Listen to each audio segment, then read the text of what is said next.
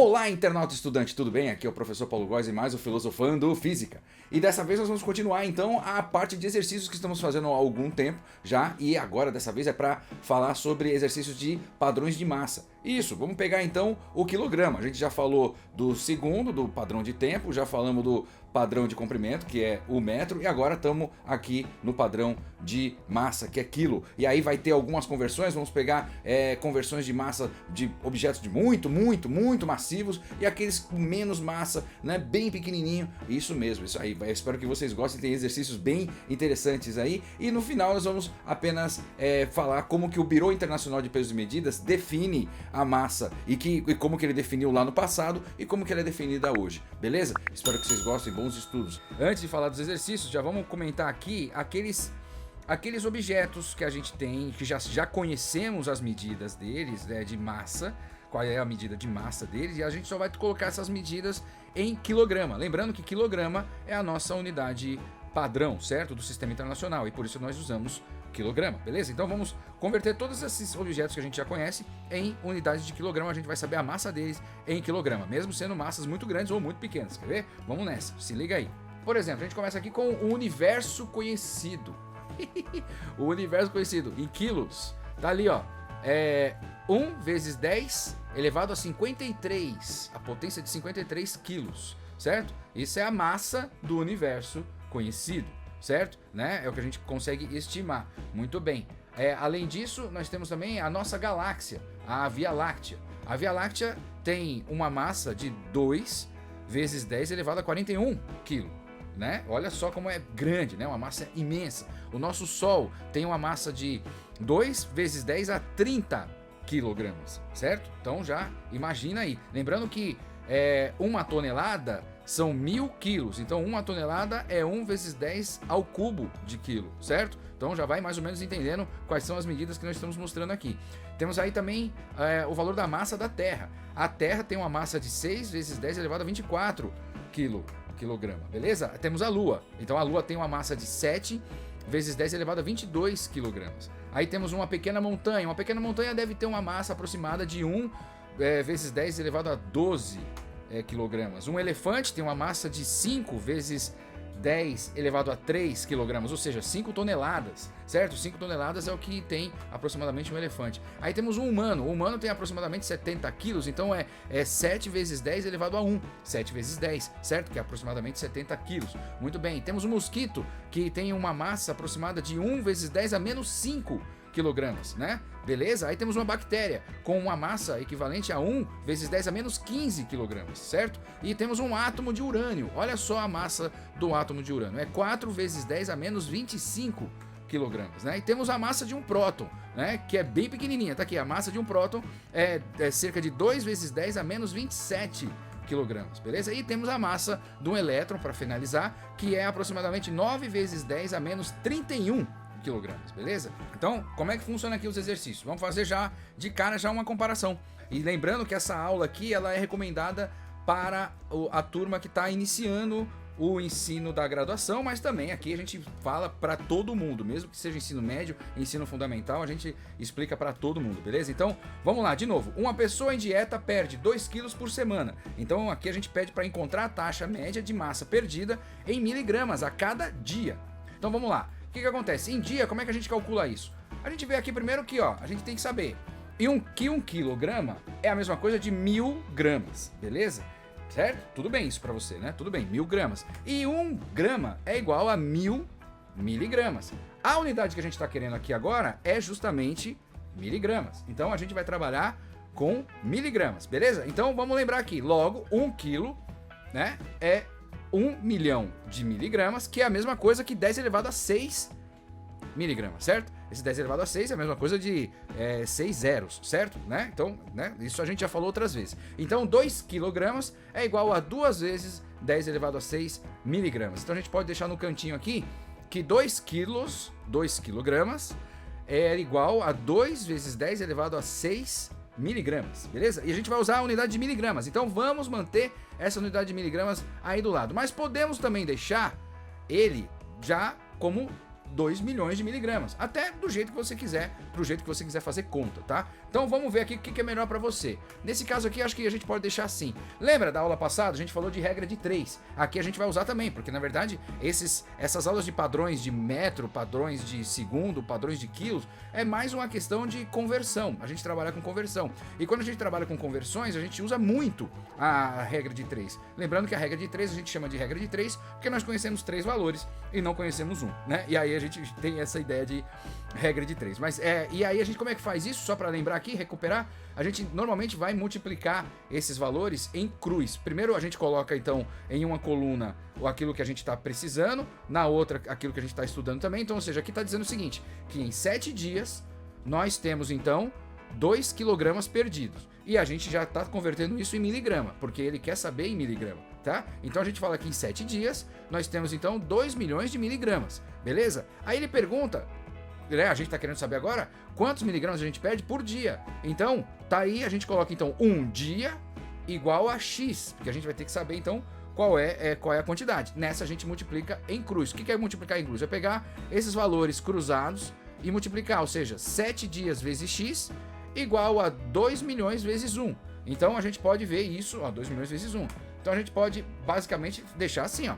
7 vezes X é 7x, igual a 2 milhões. Simples assim, simples assim. Deixa eu tirar minha cara aqui. Então aqui a gente pode continuar, olha só como fica.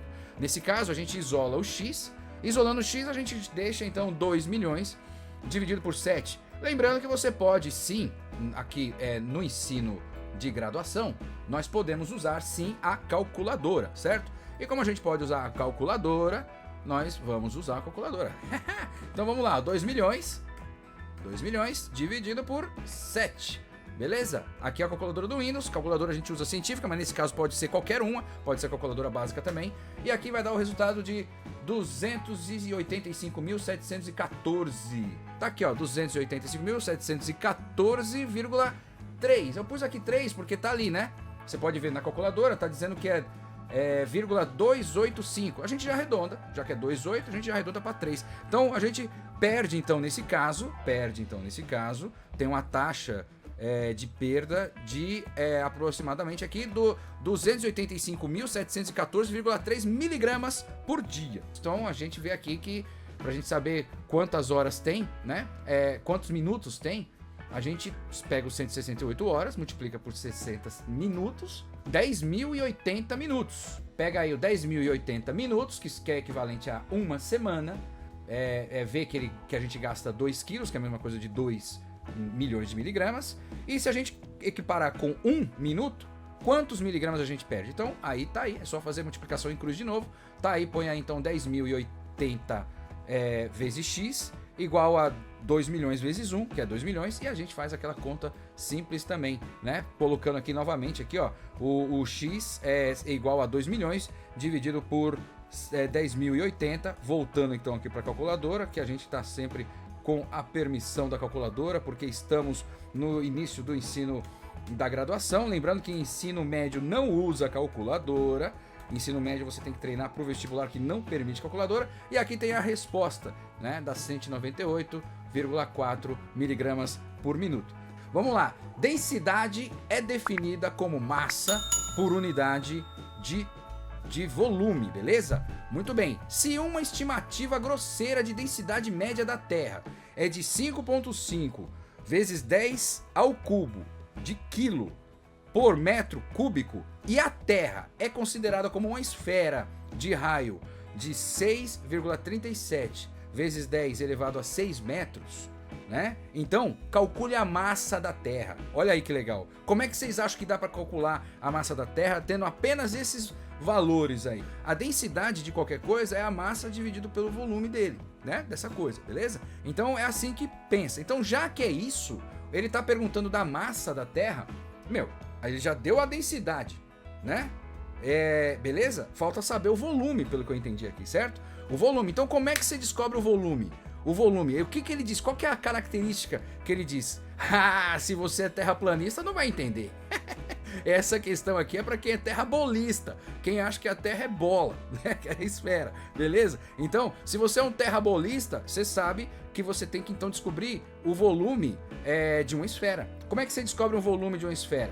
Certo? Você já tem isso. Isso já foi dado com certeza na sua aula de geometria, né? Quando você começa a falar de áreas em 3D. Mas vamos repetir aqui, não tem problema nenhum não. Se você não recorda, a gente coloca aqui que é o volume da esfera. Então qual que é? Volume de uma esfera sempre vai ser 4/3 de π vezes o raio ao cubo, certo?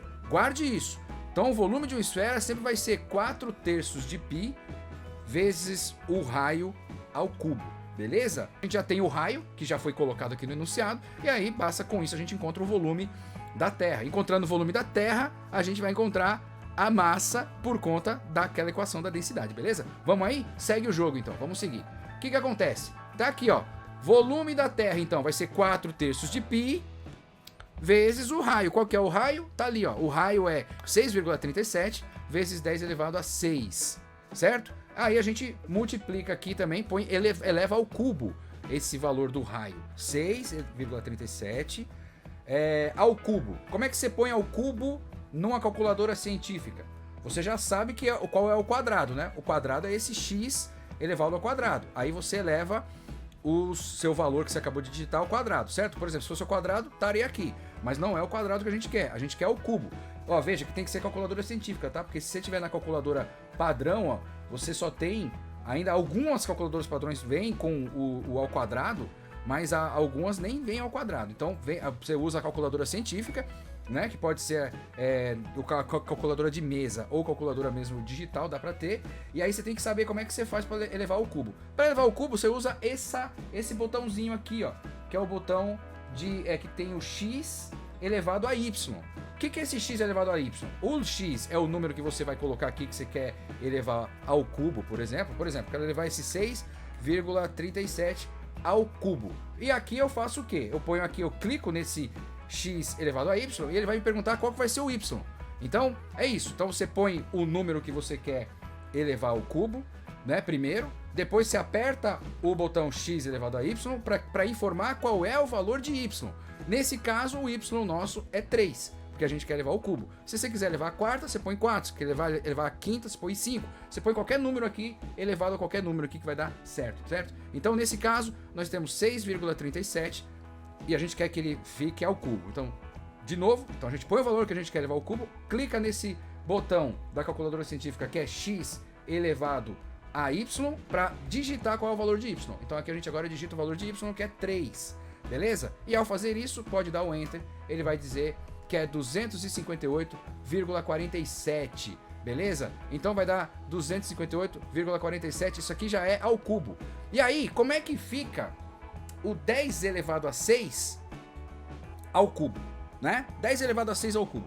Veja, 10 elevado a 6 ao cubo é a mesma coisa de 10 elevado a 6 elevado a 3, certo? Se é 10 elevado a 6 elevado a 3, a gente, né, naquela regra que a gente já falou outras vezes aqui, de potenciação, a gente já teve uma aula de potenciação aqui, a gente já disse que quando você tem um número que eleva a outro número, a gente multiplica esse número. Então, 3 vezes 6 é 18, certo? Então vai ficar 10 elevado a 18. Então a gente já sabe que dentro desses parênteses vai estar 258,47 vezes 10 elevado a 18. Vamos ver isso aqui?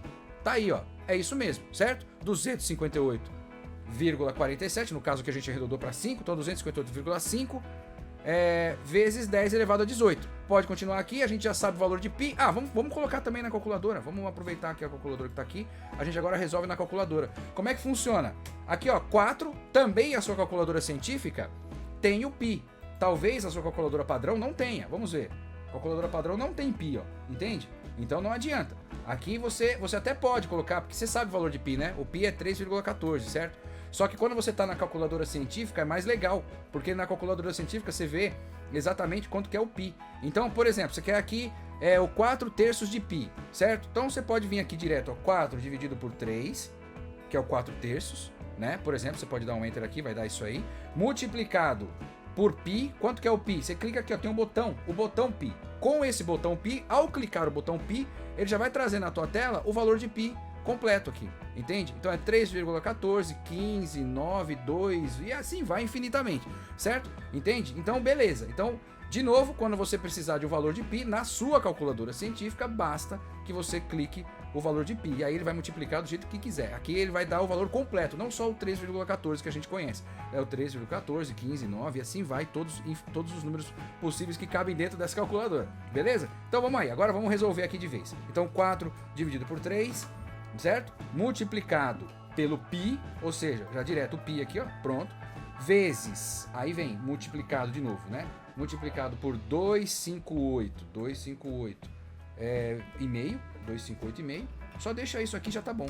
Aí já vai dar aqui, ó, 1082. 1082. Então vai dar isso aqui, ó, 1082,8 vezes 10 elevado a 18, certo? Porque aí, né, como ele tá multiplicando, mantém a multiplicação aí, certo? É isso aí, esse é o volume da Terra. A gente sabe que a densidade é igual a massa dividido pelo volume. Então a gente sabe que massa vai ser igual a densidade vezes o volume, certo? É só uma questão de colocar a ordem, isolar a massa, que é o que a gente quer, a massa. Beleza? Então a gente já sabe da densidade, já sabe quanto é a densidade, já sabe qual é o volume, então basta substituir as coisas aqui. A densidade da Terra já está no enunciado, é 5,5 vezes 10 ao cubo, certo? Beleza. E o volume da Terra, a gente já sabe que está ali, é 1082,8 vezes 10 a 18. Muito bem? Então como é que a gente faz aqui? Que é assim, a gente vai pegar o 5,5, multiplicar por 1082,8, certo? Aí já vai dar o 5.955,4, beleza? 5.955,4.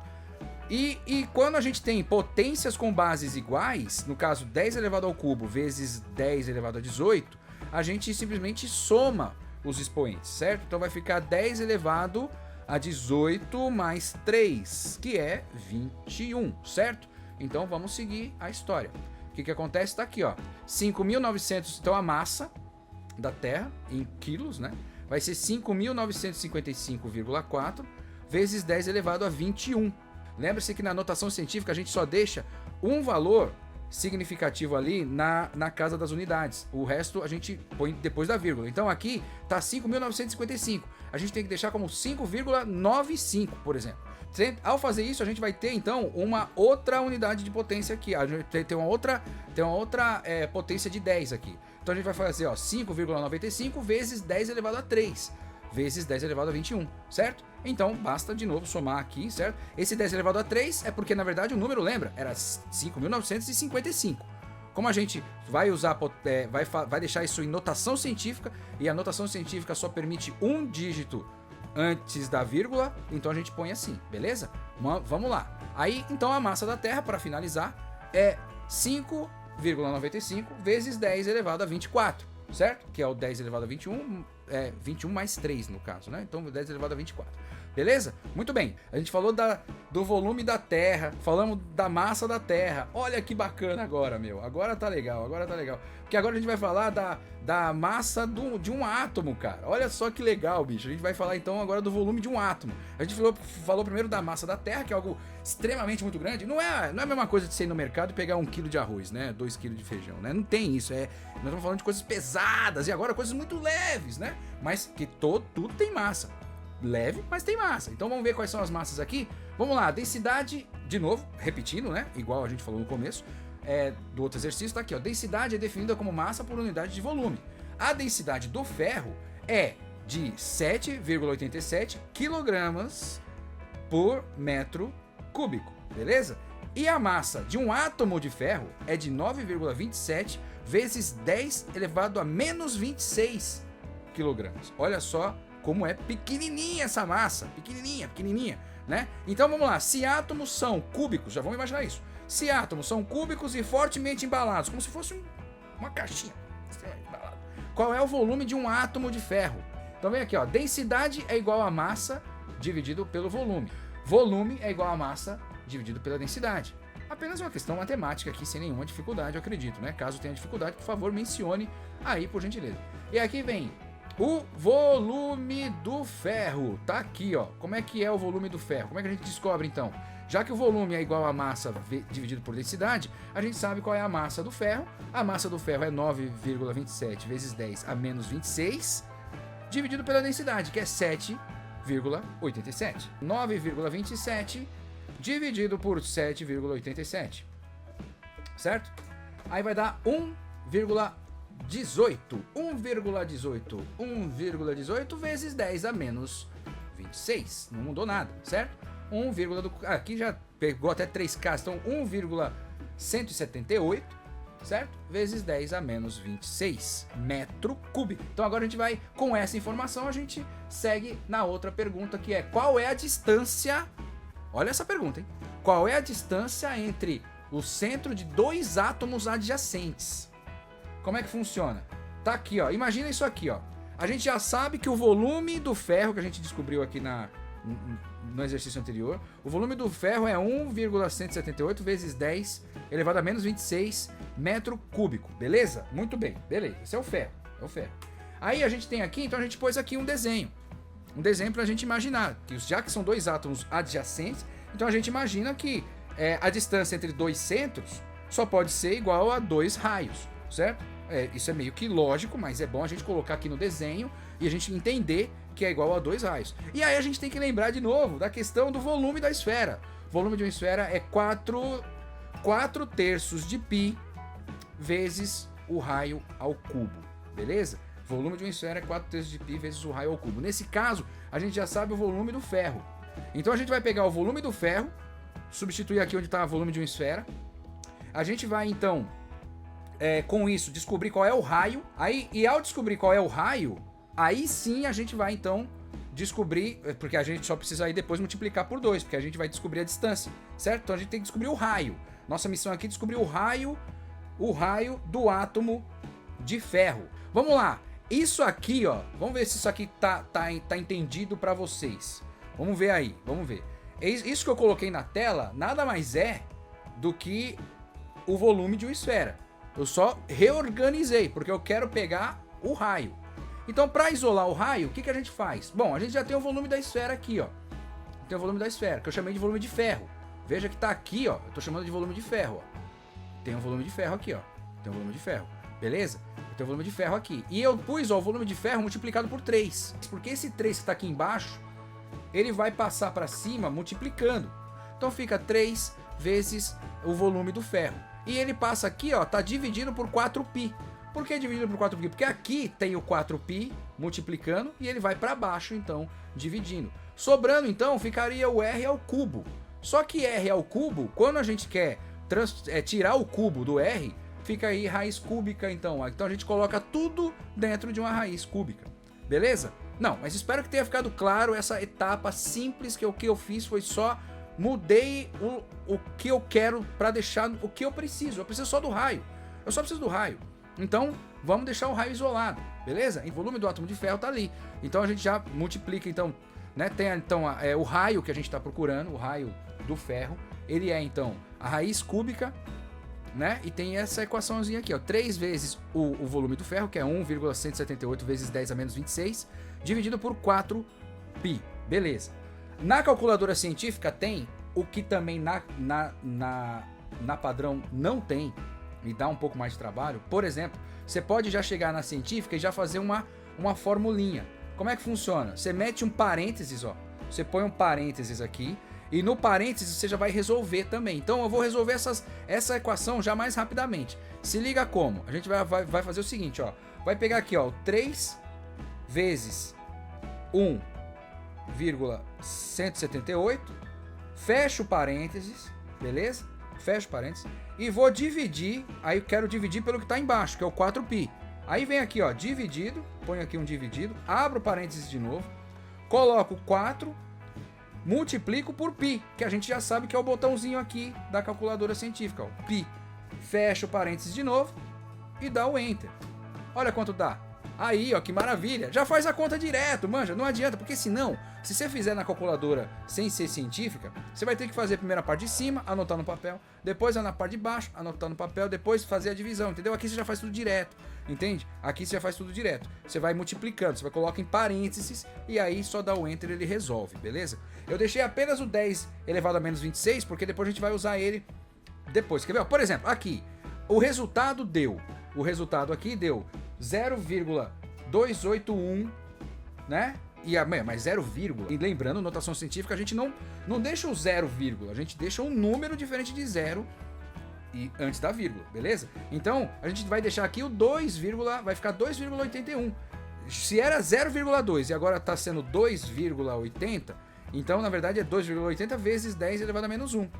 Né? A raiz cúbica mantém, mas vai ficar 2,812, certo? 2,812 vezes 10 elevado a menos 27. Olha que legal, era 10 elevado a menos 26, mas ficou 10 elevado a menos 27 porque a gente não deixou como 0,281, a gente deixou como 2,81. Então aí fica 10 elevado a menos 27, certo? Porque veio dessa continha aí. Muito bem, agora o que acontece aqui? Olha que bacana. Quando você tem uma raiz, uma multiplicação dentro do radical aqui, o que vai acontecer? Você vai ter, você pode separar isso em duas raízes. Você pode fazer uma raiz cúbica de 2,812 vezes raiz cúbica de 10 elevado a menos 27. Isso é muito bacana, cara. Isso é muito bacana. Calculadora usando a raiz cúbica. Como é que você põe raiz cúbica da calculadora científica? Aí é legal, hein? Como é que você põe raiz? O que é raiz, né? O que é uma raiz? Quando você põe uma raiz, né, você tem que lembrar que raiz é uma potenciação, certo? Temos também a aula de potenciação. Na aula de potenciação a gente fala de raiz, obviamente. Porque quando você tem um número elevado a 2, a gente sabe que é número ao quadrado. O número elevado a 3 é número ao cubo, beleza? Mas quando você tem um número, né, que é elevado a um número pequeno, mas diferente de zero, certo? Que é maior que zero, mas é menor que 1. Então, se é um número maior que zero e menor que 1, então é um número, por exemplo, elevado a meio. Um número elevado a meio é uma raiz quadrada, certo? Desse número. Um número elevado a meio é uma raiz quadrada desse número. Um número elevado a 1/3 é uma raiz cúbica desse número, entende? Um número elevado a 1/4 é uma raiz quarta desse número. E um número elevado a 1/5, né, é uma raiz a quinta desse número, ou seja, assim sucessivamente, certo? Então, nesse caso aqui, para você encontrar a raiz cúbica desse número aqui na calculadora científica, o jeito, né, é bem simples, é você elevar esse número que você quer a 1/3, beleza? Elevar a 1/3. Então, como é que você faz isso? Aqui na calculadora padrão você tem apenas o número que você quer ao quadrado, entende? Você tem até uma raiz quadrada, mas você não tem mais nada que isso. Você não tem como fazer raiz cúbica aqui, entende? Então, você vai para calculadora científica e na calculadora científica, aí sim, você vai encontrar. Como é que você vai fazer isso? Então, vamos lá? Vamos pôr aqui, ó, 2,812, põe uma raiz cúbica. Como? A gente faz do mesmo jeito. Clica aqui no botão x elevado a y e no y a gente eleva então a 1 dividido por 3. 1 dividido por 3 é raiz cúbica, certo? Se você não sabe disso, você vai ficar perdido na hora de tentar encontrar aqui na sua calculadora científica. Algumas calculadoras científicas já vêm com a função de raiz cúbica nela, entende? Aí você só clica nela e pá. Outras não, vem assim. E desse jeito você resolve a raiz cúbica também, certo? Você pega um número e eleva ele a 1/3, beleza? Fazendo isso você encontra o valor de 1,411, ou exatamente, 1,411. A gente falou agora há pouco aqui que quando a gente tem um número elevado a uma potência, e essa potência, e esse número, ele está elevado a mais uma potência, então a gente multiplica esses valores, certo? Quando a gente diz assim, raiz cúbica de 10 elevado a menos 27, o que é? É 10 elevado a menos 27 elevado a 1/3. Então, é a mesma coisa de você pegar o menos 27 e multiplicar por 1/3. Quando você multiplica por 1/3, você está dividindo por 3. 27 dividido por 3 é 9, certo? Então, menos 27 dividido por 3 vai dar menos 9. E assim a gente resolve a questão inteira. Olha só, vai dar 1,411 vezes 10 elevado a menos 9, certo? Esse é o raio. Esse é o raio que a gente encontrou do átomo de ferro. Aí a gente sabe que para encontrar então a distância, para a gente encontrar aquele 2R, a gente tem que só multiplicar por 2 esse raio aqui que a gente encontrou. Então é isso, né? A distância entre dois centros de um átomo de ferro é exatamente 2,82 vezes 10 a menos 9 metros. Olha como é pequenininho isso aqui, né?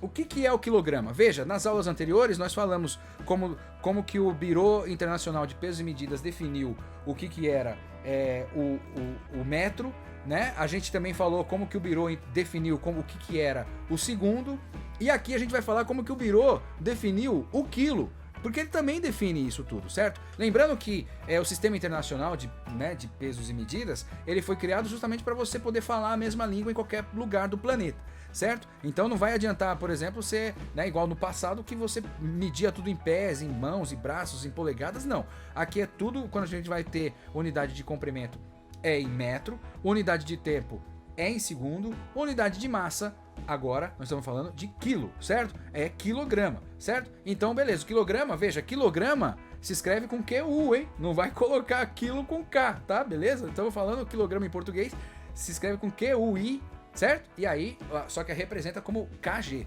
beleza? Então, vamos lá. O que acontece? Como que foi representado? Isso lá é coisa antiga. Estamos falando que foi definido em 1889 pela CGPM. O que é CGPM? Tá aqui, Conferência Geral de Pesos e Medidas. É um grupo, cara, um grupo de cientistas que se reúne a cada 4 ou 6 anos, sabe?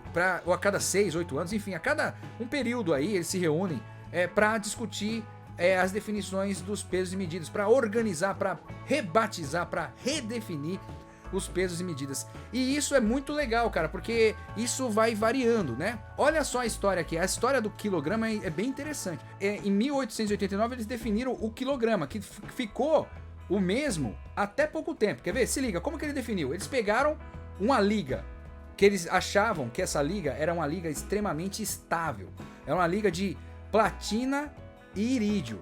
Então, se liga na liga, né? Com essa liga de platina e irídio, eles fizeram esse cilindro. Esse cilindro tem uma medida certinha aí, uma medida de 3,9 centímetros de diâmetro e 3,9 centímetros de altura. E ela ficou, tá aí, sempre dentro de um local, né? Eles criaram um vácuo dentro lá para garantir estabilidade e tal. E no mesmo período ali, por volta de 1889, eles criaram mais umas 6 peças idênticas, com o mesmo material, mesmas medidas, certinho, pá, e deixaram separados em locais diferentes para verificar se esse negócio realmente se mantém estável, porque a expectativa tem que se manter estável. Só que eles viram que depois, passado algumas décadas, eles viram que ao pegar as medidas de peso, de quilograma, eles viram que teve variação. Passou aí quase 100 anos, eles viram que tem variação. Variação minúscula, microscópica, mas tem variação. Então, já que tem variação, eles falaram, não dá para manter mais, não dá para manter essa peça como sendo padrão de quilo. E isso aqui é uma foto direto de lá do Bureau Internacional de Pesos e Medidas, que é onde ficou guardado esse cilindro por vários anos e é guardado até hoje como questão histórica. Mas eles não estão usando mais essa versão para o quilo, né? Isso aqui, se você pegasse essa liga de irídio, né, esse cilindro de irídio, colocasse uma balança, ia dar 1 quilo certinho. Ainda dá 1 quilo, só que agora tá dando uma variaçãozinha pequena, né? Ainda dá 1 quilo, e eles estavam usando isso. Agora, eles não usam mais. Eles querem colocar uma coisa que seja constante no universo. Assim como eles fizeram, por exemplo, com a questão da velocidade da luz. Que a velocidade da luz no vácuo, ela é constante, né? E eles fizeram isso para medir, para definir o metro, certo? Né? Eles usaram também as transições de estados das camadas finas do Césio 133 para definir o segundo, porque também é algo constante. E aqui, eles, para manter algo constante, eles usaram agora a constante de Planck. Para a gente explicar como funciona a constante de Planck e para definir o quilograma, a gente teria que ter já começado as nossas aulas de de magnetismo e de eletricidade. A gente teria que falar de tudo isso aqui. Nós não vamos falar sobre isso aqui, mas no futuro a gente vai acabar voltando nesse assunto, beleza? Desde maio de 2019, a definição de quilograma passa a usar a constante de Planck, que é esse Hzinho aqui. Depois a gente vai falar mais sobre a constante de Planck, vai explicar direitinho para vocês, para ficar mais claro, beleza? Não se preocupe, mas é isso. Ou seja, antes era um cilindro que pesava 1 kg e isso era definido a vida inteira. E veja, então desde 1889 até 2019, o quilograma era exatamente essa definição. Aliás, o livro que a gente usa para fazer para nos basear nessas aulas, ele é de 2013. E lá ele informa que o quilograma era exatamente essa imagem que a gente está mostrando aqui, entende? Que é o cilindro de platina e irídio que é guardado as 7 chaves lá pelo Bureau Internacional de Pesos e Medidas. Mas isso mudou. E isso você pode ver, essas informações todas, você pode ver dentro do site oficial do Bureau Internacional de Pesos e Medidas, que fica aí no bipm.org. Então é isso, pessoal. Acho que a gente está chegando então aqui no final da nossa aula. É isso aí, na próxima aula que a gente vai falar de física, nós vamos falar então de...